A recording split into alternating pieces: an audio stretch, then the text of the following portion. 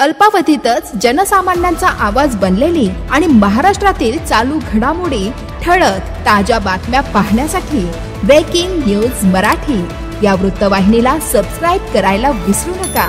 आणि हो, व्हिडिओ आवडल्यास नक्की लाईक करा। मुख्य संपादक वसंत पानसरे। मुंबई नाशिक महामार्गावर वाहतूक कोंडीचे ग्रहण, खड्डे पडल्यानं वाहन चालकांना होत आहे आणखी मनस्ताप।